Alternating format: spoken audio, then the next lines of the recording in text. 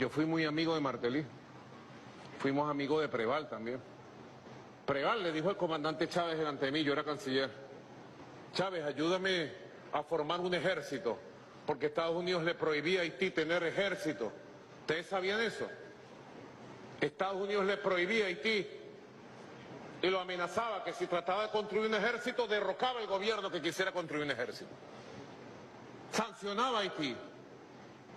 Y Chávez le dijo: te ayudo. Nosotros tenemos una academia militar de primer nivel. Tenemos un sistema educativo militar de primer nivel. Y una deuda con Haití desde la época de Simón Bolívar. Correcto.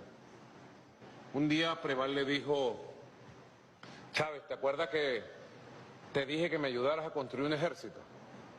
No puedo. Y Chávez le dijo: te entiendo. Había recibido la amenaza ya a su vida. Martelly, también fuimos allá y me hizo la misma propuesta.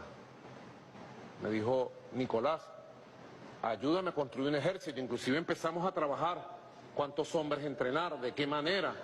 Y un día se vino de visita para acá y me dijo: perdona, no puedo construir un ejército por las amenazas.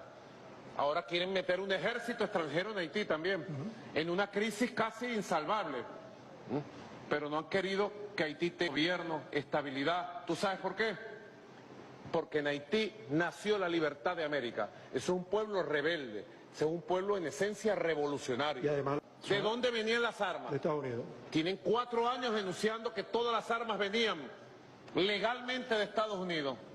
¿Por qué Estados Unidos no hizo nada? ¿A quién le conviene el caos en Haití? ¿A quién le conviene? ¿Quién viene pidiendo una invasión a Haití?